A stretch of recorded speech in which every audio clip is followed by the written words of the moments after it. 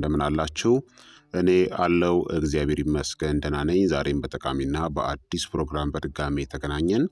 በዛሬው የጤና ፕሮግራማችን ላይ የምንመለከተው የሆድ መነፋትን ወይም ደግሞ በተለምዶ ብሎቲንግ የምንለውን ለመከላከል መመገብ ያለባችሁን በጣም ጠቃሚ የሆኑ 10 ምግብና መጠጦችን በዚህ ቪዲዮ ላይ የምነግራችሁ ይሆናል ማለት ነው። ይህ የጤና ትምህርት ታዲያ ለበርካታ ሰዎች በጣም ጠቃሚና አስፈላጊ ስለሆነ ሁላችሁም በቅንነት ላይክና ሼር በማድረግ ሌሎችንም አስተምሩ አሳውቁላለሁኝ። ከዚህ ቪዲዮ ጋር በተያያዘ ጥያቄ ካላችሁም ሀሳብ አስተያየት ካላችሁም በኮመንት ላይ አስፍሩልኝ። በቀጥታ ወደ ጤና ትምህርቱ የማልፍ ይሆናል።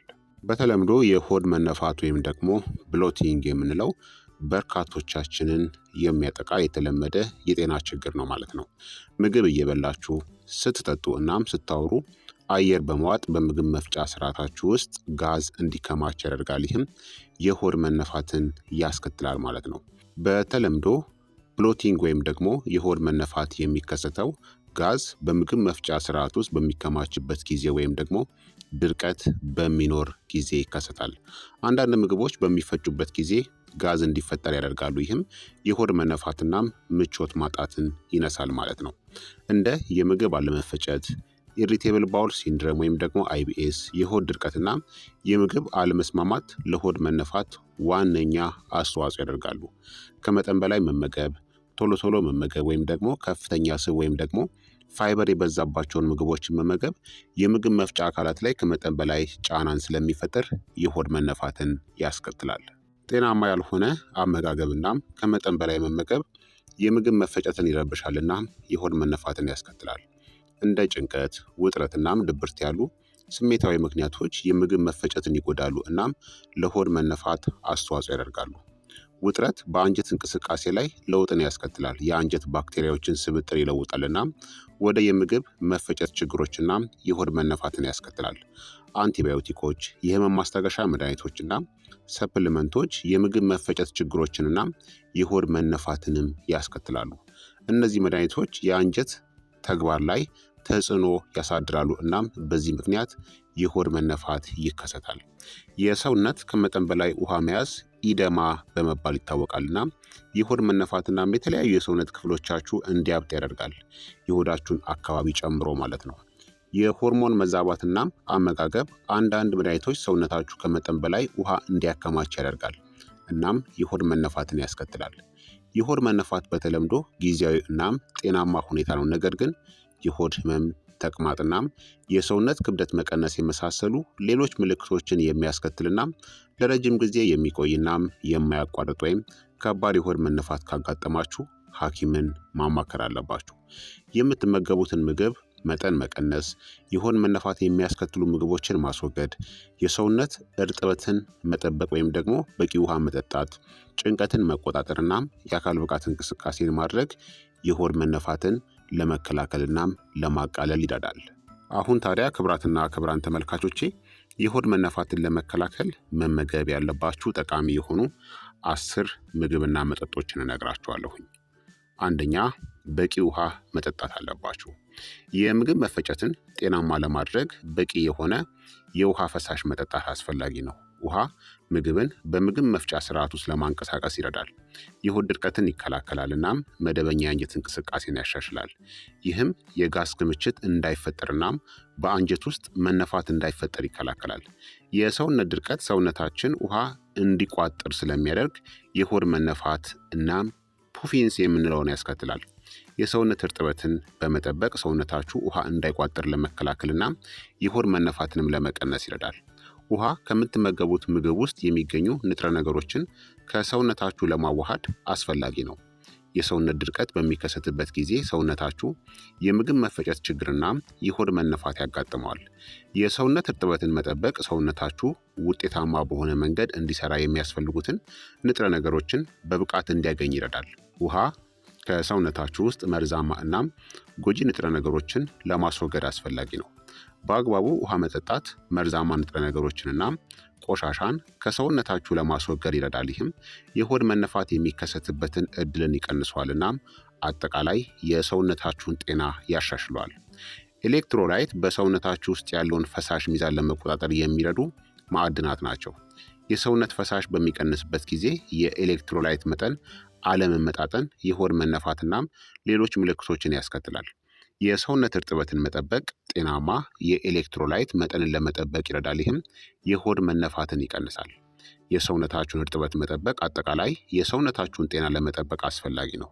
በቂ መጠን ያለው ውሃ በምትጠጡበት ጊዜ ሰውነታችሁ በተሻለ ሁኔታ ይሰራል። ይህም የምግብ መፈጨትን ያሻሽላልና የሆድ መነፋትን ይቀንሳል። በየቀኑ በቂ መጠን ያለው ውሃን መጠጣት የሆድ መነፋትን ለመከላከልናም አጠቃላይ የሰውነታችሁን ጤና ለማሻሻል ይረዳል። ሁለተኛ ፓፓያን መመገብ ነው። ፓፓያ ልዩ የሆነ ፓፔን የተባለ ኢንዛይምን በውስጡ የያዘ ሲሆን ይህም ፕሮቲንን በመፍጨት የምግብ መፈጨትን ያሻሽላል። ይህ ኢንዛይም ሰውነታችሁ ምግብን በአግባቡ እንዲፈጭ ያደርጋል። ይህም የሆድ መነፋትናም በምግብ መፍጫ ቱቦ ውስጥ የጋዝ መከማቸትን ይቀንሳል። ፓፓያ በፋይበር የበለጸገ ሲሆን ይህም ለጤናማ የምግብ መፈጨት አስፈላጊ ነው። ፋይበር የአንጀት እንቅስቃሴን ለመቆጣጠር፣ የሆድ ድርቀትን ለመከላከልና ጠቃሚ የአንጀት ባክቴሪያዎችን እድገትን ለማፋጠን ይረዳል። ይህም የሆድ መነፋትን ለመቀነስናም አጠቃላይ የምግብ መፍጫ አካላት ጤናን ለማሻሻል ይረዳል። ፓፓያ ተፈጥሯዊ ዳዩሬቲክስ ባህሪያት ስላለው የሽንት መጠንን ለመጨመርናም በሰውነት ውስጥ ያለውን የውሃ መጠንን ይቀንሳል። ፓፓያ ከፍተኛ የውሃ ይዘት ስላለው የሰውነት እርጥበትን ለመጠበቅናም የምግብ መፈጨትን ያሻሽላል። የሆድ መነፋትን ለመከላከል በቂ ውሃ መጠጣት አስፈላጊ ሲሆን እንደ ፓፓያ ያሉ ከፍተኛ የውሃ ይዘት ያላቸውን ምግቦችን በአመጋገባችሁ ውስጥ ማካተት የምግብ መፈጨትን ለማሻሻልናም የሆድ መነፋትን ለመከላከል ይረዳል። ፓፓያ ውስጥ የሚገኙት ፋይበርናም ጠቃሚ ኤንዛይሞች በአንጀት ውስጥ የሚገኙ ባክቴሪያዎች ጤናማ ሚዛን እንዲኖራቸው ይረዳል። ጤናማ የአንጀት ማይክሮባዮም ለጤናማ የምግብ መፈጨት አስፈላጊ ነውና የሆድ መነፋትና ሌሎች ከምግብ መፈጨት ጋር የተያያዙ የጤና ችግሮችን ለመቀነስ ይረዳል። ሶስተኛ ደግሞ አቮካዶን መመገብ ነው። አቮካዶ በፋይበር የበለጸገ ሲሆን አንድ መካከለኛ አቮካዶ 13.5 ግራም የፋይበር ይዘት አለው። ፋይበር የምግብ መፈጨትን ጤናማ ለማድረግ አስፈላጊ ነው፣ ምክንያቱም የአንጀት እንቅስቃሴን መደበኛ ያደርጋልና የሆድ ድርቀትንም ይከላከላል። ፋይበር ነገሮች በምግብ መፍጫ አካላት ውስጥ በተቀላጠፈ ሁኔታ እንዲንቀሳቀሱ በማድረግ የሆድ መነፋትና የታመቀ አየር እንዳይከማች ያደርጋል። በአቮካዶ ውስጥ የሚገኘው ፋይበር እንደ ፕሪባዮቲክስ ሆኖ ያገለግላል። ይህም ማለት በአንጀት ውስጥ የሚገኙ ጠቃሚ ባክቴሪያዎች ለምግብነት ይጠቀሙበታል። ጤናማ የአንጀት ባክቴሪያ ሚዛን የምግብ መፈጨትን ለማሻሻል አስፈላጊ ነውና የሆድ መነፋትናም ሌሎች ከምግብ መፈጨት ጋር የተያያዙ የጤና ችግሮችን ለመቀነስ ይረዳል። አቮካዶ በሞኖ አንሳቹሬትድ ፋት የበለጸገ ሲሆን ለልብ ጤና ተስማሚ ስብናም በሰውነታችሁ ላይ የሚከሰት እብጠትን ለመቀነስናም አጠቃላይ የምግብ መፈጨትን ጤንነት ለመጠበቅም ይረዳል። ይህ ጤናማ ስብ የምግብ መፍጫ አካላትን ሽፋን ለማጠናከር እናም የተመጣጠነ ምግብን ከሰውነታችሁ ጋር ለማዋሃድ ይረዳል። ይህም የሆድ መነፋትን ለመከላከልም ይረዳል። አቮካዶ በቫይታሚኖች በማዕድናትናም በሌሎች ጠቃሚ ንጥረ ነገሮች የበለጸገ ሲሆን አጠቃላይ የሰውነታችሁን ጤና ለመጠበቅ ይረዳል። በአቮካዶ ውስጥ የሚገኙት እንደ ፖታሲየም፣ ማግኒዥየም እናም ቫይታሚን ቢ6 ያሉ አንዳንድ አስፈላጊ ንጥረ ነገሮች በሰውነት ውስጥ የሚገኝ የፈሳሽ መጠንን በመቆጣጠር የውሃ መቋጠርን ይከላከላል። ይህም የሆድ መነፋትን ለመከላከል አስተዋጽኦ ያደርጋል። አራተኛ ደግሞ ኩከምበር ወይም ደግሞ በተለምዶ ኪያር የምንለው ነው። ኪያር 95% የውሃ ይዘት ያለው ሲሆን ይህም ሰውነታችሁ በቂ መጠን ያለው ውሃን እንዲያገኝ ያደርጋል። የሆድ መነፋትን ለመከላከል የሰውነት እርጥበትን መጠበቅ አስፈላጊ ነው፣ ምክንያቱም የሰውነት ድርቀት ሰውነታችሁ ውሃ እንዲቋጥር ያደርጋልናም የሆድ መነፋትን ያስከትላል። ኪያርን መመገብ የሰውነት እርጥበትን ለመጠበቅና የምግብ መፈጨትን ጤናማ ለማድረግ ይረዳል። ኪያር በዝቅተኛ የካሎሪ ይዘቱ እናም በፋይበር የበለጸገ በመሆኑ ጤናማ የምግብ መፈጨትን ለማሻሻል ትልቅ አማራጭም ያደርገዋል። በኪያር ውስጥ የሚገኘው ፋይበር የአንጀት እንቅስቃሴን ለመቆጣጠር፣ የሆድ ድርቀትን ለመከላከል እናም ነገሮችን በምግብ መፍጫ ስርዓት ውስጥ በተቀላጠፈ ሁኔታ እንዲንቀሳቀሱ በማድረግ የሆድ ድርቀትን ለመከላከል ይረዳል። ኪያር የዳዩሬቲክስ ተጽዕኖን ያሳድራል። ይህም ማለት የሽንት መጠን እንዲጨምር በማድረግ በሰውነታችሁ ውስጥ ፈሳሽ እንዳይከማች ያደርጋል። በሰውነታችሁ ውስጥ ደግሞ ከመጠን በላይ የተከማቸ ውሃን ከሰውነታችሁ በማስወገድ የሆድ መነፋትንና የሰውነት እብጠትንም ለመከላከል ይረዳል። ኪያር ፔክቲን የሚባል የፋይበር አይነት ይዘት ስላለው ጠቃሚ የአንጀት ባክቴሪያዎችን ለመመገብ ይረዳል። ጤናማ የአንጀት ማይክሮባዮም ለጤናማ የምግብ መፈጨት አስፈላጊ ነውና የሆድ መነፋትና ሌሎች ከምግብ መፈጨት ጋር የተያያዙ የጤና ችግሮችን ለመከላከል ይረዳል። ኪያር አንቲኦክሲዳንትስ እናም እብጠትን ለመከላከል የሚረዱ የውህዶች ይዘት ስላለው የምግብ መፍጫ አካላት ላይ የሚከሰት እብጠትን ለመቀነስ ይረዳል። በአንጀት ውስጥ የሚከሰት ስር የሰደደ እብጠት ለሆድ መነፋትናም ለሌሎች ከምግብ መፈጨት ጋር የተያያዙ የጤና ችግሮች አስተዋጽኦ ያደርጋል። ስለዚህ ኪያርን መመገብ እነዚህን የጤና ችግሮች ለማቃለል ይረዳል። አምስተኛ ደግሞ ሙዝ ነው። ሙዝ በፋይበር የበለጸገ ሲሆን አንድ መካከለኛ ሙዝ 3 ግራም የፋይበር ይዘት አለው። ፋይበር የምግብ መፈጨትን ጤናማ ለማድረግ እናም የአንጀት እንቅስቃሴ ለመቆጣጠር ጠቃሚ ነው። የሆድ ድርቀትን ለመከላከል ይረዳል። የምግብ መፍጫ አካላት ያለ ችግር እንዲሰሩ ያደርጋል እናም በአንጀት ውስጥ ጋዝ ወይም ደግሞ አየር እንዳይከማች በመከላከል የሆድ መነፋትን ለመከላከል ይረዳል። ሙዝ ከፍተኛ የፖታሲየም ይዘት አለው። ይህም በሰውነታችን ውስጥ ያለውን የፈሳሽ መጠን ለመቆጣጠር የሚረዳ ጠቃሚ ማዕድን ነው። የሰውነታችሁን የፈሳሽ መጠን መቆጣጠር ሰውነታችሁ ከመጠን በላይ ውሃ እንዳይዝ ለማድረግ እናም የሰውነት እብጠትን ለመከላከል ይረዳል። በተጨማሪም ፖታሲየም የሆድ መነፋትን ለመከላከል የሚረዳውን የምግብ መፍጫ አካላት ጡንቻዎችን ጨምሮ የሰውነታችሁን ጡንቻዎች ጤንነት ለመጠበቅ አስፈላጊ ነው። ሙዝ በቫይታሚኖች በማዕድናትና በሌሎች ጠቃሚ ንጥረ ነገሮች ማለትም እንደ ቫይታሚን ሲ፣ ቫይታሚን ቢ6 እና በማንጋኔዝ የበለጸገ ነው። እነዚህ ንጥረ ነገሮች አጠቃላይ የሰውነታችሁን ጤና እናም የምግብ መፈጨትን ያሻሽላሉ። ይህም የሆድ መነፋትን ለመከላከል ይረዳል። ሙዝ የጨጓራ አሲድን ለመቀነስና የምግብ መፈጨት ችግሮችን ለማረጋጋት የሚረዱ የውህዶች ይዘት አለው። ይህም ቀለል ያለ እናም ለሆድ መነፋት የተሻለ መፍትሄ ያደርገዋል። ስድስተኛ ደግሞ አናናስ ነው። አናናስ ልዩ የሆነ ብሮሜላይን የተባለ የኢንዛይም ይዘት አለው። ይህም ምግብን ለመፍጨት ይረዳል። ብሮሜላይን በምግብ መፍጫ አካላት ውስጥ ፕሮቲንን ለመፍጨት እና የሆድ መነፋትን ለመከላከል ይረዳል። ብሮሜላይን የተባለው ኢንዛይም የምግብ አለመፈጨት ምልክቶችን ለማስታገስ ይረዳል እና የሆድ መነፋትንም ይከላከላል። አናናስ እንደ ቫይታሚን ሲ እናም ማንጋኔዝ ባሉ አንቲኦክሲዳንቶች የበለጸገ ሲሆን ይህም የሰውነታችሁን ህዋሳቶች በፍሪ ራዲካልስ ከሚደርስባቸው ጉዳት ይከላከላሉ። አንቲኦክሲዳንትስ በሰውነታችሁ ላይ የሚከሰት እብጠትን ለመከላከል ይረዳል። ይህም በአንጀት ውስጥ የሚከሰት እብጠትን ለመቀነስና የሆድ መነፋትን ለማስታገስ ያስችላል። አናናስ በፋይበር የበለጸገ ሲሆን ይህም ጤናማ የምግብ መፈጨት ሂደትን ለማፋጠን ጠቃሚ ነው። ፋይበር የአንጀት እንቅስቃሴን ለመቆጣጠር የሆድ ድርቀትን ለመከላከል እናም ጠቃሚ የአንጀት ባክቴሪያ እድገትን ያፋጥናል። ይህ የሆድ መነፋትን ለመከላከል እናም አጠቃላይ የምግብ መፍጫ አካላት ጤናን ለማሻሻል ይረዳል። አናናስ የዳይሬቲክስ ተጽዕኖን ያሳድራል። ይህ ማለት የሽንት መጠን እንዲጨምር ያደርጋል እናም በሰውነት ውስጥ ያለውን የውሃ መጠንን ይቀንሳል። አናናስ ከመጠን በላይ በሰውነታችሁ ፈሳሽን በማስወገድ የሆድ መነፋትን ለመከላከልና የሰውነት እብጠትን ለመቀነስ ይረዳል። በአናናስ ውስጥ የሚገኘው ብሮሜላይን የተባለ ኢንዛይም እና ፋይበር ጤናማ የአንጀት ባክቴሪያን ሚዛን ለመጠበቅ ይረዳል። ጤናማ የአንጀት ማይክሮባዮም የምግብ መፈጨትን ጤናማ ለማድረግ አስፈላጊ ነው እናም የሆድ መነፋትናም ሌሎች ከምግብ መፈጨት ጋር የተያያዙ የጤና ችግሮችን ለመከላከል ይረዳል። አናናስ ብሮሜላይን የተባለ ኢንዛይም ይዘት አለው እናም በሰውነታችሁ ላይ የሚከሰት እብጠትን ለመከላከል ይረዳል። በምግብ መፍጫ አካላት ውስጥ የሚከሰት ስር የሰደደ እብጠት ለሆድ መነፋትና ለምግብ መፈጨት ችግር አስተዋጽኦ ያደርጋል።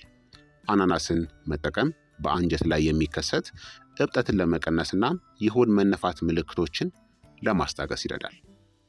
ሰባተኛ እርጎ ነው። እርጎ የፕሮባዮቲክስ ይዘት ያለው ሲሆን ይህም ጠቃሚ ባክቴሪያ ሲሆን ጤናማ የአንጀት ማይክሮባዮም እንዲኖር ይረዳል። ፕሮባዮቲክስ ለምግብ መፈጨት ቁልፍ ሚና የሚጫወተው በአንጀት ውስጥ ጠቃሚ የሆኑ ባክቴሪያዎችን በማስፋፋትና ጎጂ ባክቴሪያዎችን እድገት በመግታት ነው። ጤናማ የአንጀት ማይክሮባዮም ለጤናማ የምግብ መፈጨት አስፈላጊ ሲሆን የሆድ መነፋትና ሌሎች የምግብ መፈጨት ችግሮችን ለመከላከል ይረዳል። በእርጎ ውስጥ የሚገኘው ፕሮባዮቲክስ የአንጀት ባክቴሪያ ሚዛን ለመጠበቅና አጠቃላይ የአንጀት ጤናን ለመጠበቅ ይረዳል። ጤናማ የአንጀት ማይክሮባዮም የምግብ መፈጨትን ጤናማ ለማድረግ የተመጣጠነ ምግብን ከሰውነታችሁ ጋር ለማዋሃድና የሆድ መነፋትና ሌሎች የምግብ መፈጨት ችግሮችን ለመከላከል አስፈላጊ ነው። እርጎ በፕሮቲን የበለጸገ ሲሆን ይህም የሰውነታችሁን ጡንቻ ለማዳበር እናም አጠቃላይ የሰውነታችሁን ጤና ለመጠበቅ ጠቃሚ ነው።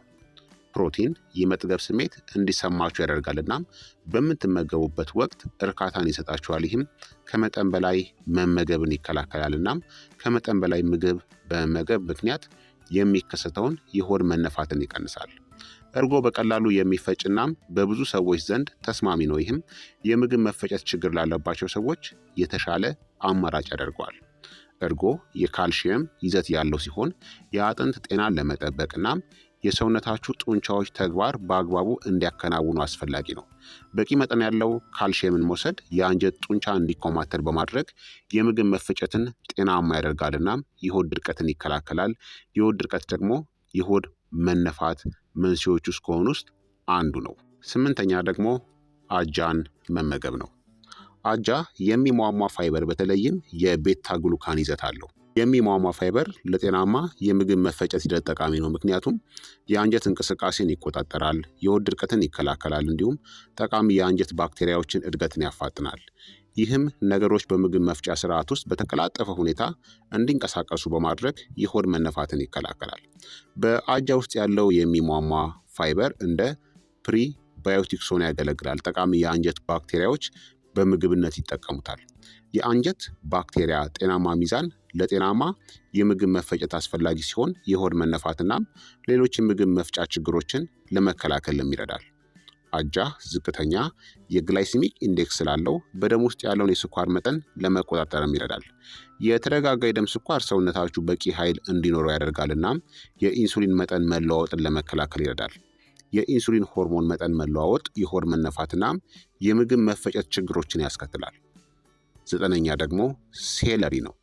ሴለሪ በተፈጥሮ የዳዩሬቲክስ ተጽዕኖን ያሳድራል። ይህም ማለት የሽንት መጠንን በመጨመር በሰውነት ውስጥ ያለውን የውሃ መጠንን ይቀንሳል። የሽንት መጠንን በመጨመር ሴለሪ ከመጠን በላይ የሰውነት ፈሳሽን ለማስወገድ እናም ከመጠን በላይ ውሃ በሰውነታችሁ በመከማቸት ምክንያት የሚከሰተውን የሆድ መነፋትን ለመከላከል ይረዳል። ሴለሪ በካሎሪ ዝቅተኛ ቢሆንም በፋይበር የበለጸገ በመሆኑ የምግብ መፈጨትን ጤናማ ለማድረግ የተሻለ አማራጭ ያደርገዋል።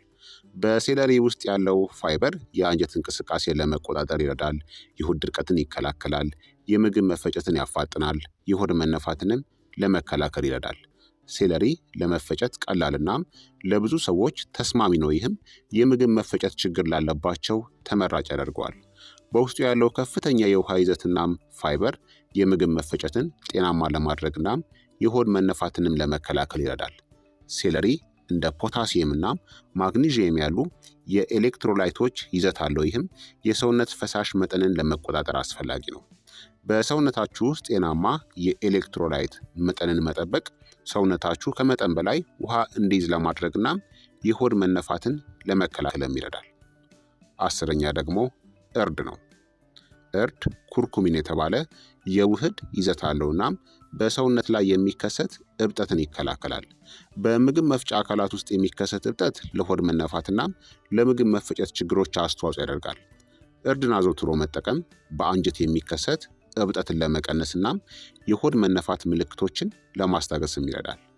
እርድ የአንጀት እንቅስቃሴን ለመቆጣጠር ወይም ደግሞ ምግብ በምግብ መፍጫ ቱቦ ውስጥ የሚደረገውን እንቅስቃሴን ለመቆጣጠር ይረዳል። የአንጀት እንቅስቃሴን ማሻሻል የሆድ ድርቀትን ይከላከላል እናም የአንጀት እንቅስቃሴን መደበኛ ያደርጋል። ይህም የሆድ መነፋትን ለመከላከል ይረዳል። በእርድ ውስጥ የሚገኘው ኩርኩሚን በሰውነት ውስጥ የሚገኙ ጎጂ የሆኑ ፍሪ ራዲካሎችን ከሰውነታችሁ ለማስወገድ ይረዳል። ፍሪ ራዲካል በሰውነታችሁ ሴሎች ላይ ጉዳትን ያስከትላሉ። ይህም የሆድ መነፋትናም የምግብ መፈጨት ችግሮችን ያስከትላል። እርድን አዘውትሮ መጠቀም የኦክሳይድ ውጥረትን ለመቀነስና አጠቃላይ የምግብ መፈጨትን ጤናማ ለማድረግም ይረዳል። እርድ ጉበታችሁ የሚያመነጨውን የሐሞት መጠን እንዲጨምር ይረዳል። ሐሞት ደግሞ ስብን ለመፍጨት የሚያገለግል ነው። እርድ ካርሚኔቲቭ ባህሪያቶች አሉት። ይህም ማለት ጋዝ እንዳይከማች ያደርጋልና የሆድ መነፋትን ይከላከላል ማለት ነው። ስለዚህ ክቡራትና ክቡራን ተመልካቾቼ እነዚህን 10 ምግብና መጠጦችን ብትጠቀሙ የሆድ መነፋትን ለመከላከል በጣም ጠቃሚ የሆኑ ምግብና መጠጦች ናቸው ማለት ነው። ከነዚህም በላይ ደግሞ ሌሎችን በርካታ ምግብና መጠጦች አሉ። እነሱንም ደግሞ አጠናክሬ በሌላ ቪዲዮ ላይ በርከት ያሉ የሆድ መነፋትን ለመከላከል የሚረዱ ምግብና መጠጦችን ደግሞ በክፍል 2 ፕሮግራሜ ላይ ይዤላችሁ የምቀርብ ይሆናል ማለት ነው። ይህ የጤና ትምህርት ግን ለበርካታ ሰዎች በጣም ጠቃሚና አስፈላጊ ስለሆነ ሁላችሁም በቅንነት ላይክ እና ሼር በማድረግ ሌሎችንም አስተምሩ አሳውቁላለሁኝ። ከዚህ ቪዲዮ ጋር በተያያዘ ጥያቄ ካላችሁ፣ ሀሳብ አስተያየት ካላችሁም በኮመንት ላይ አስፍሩልኝ።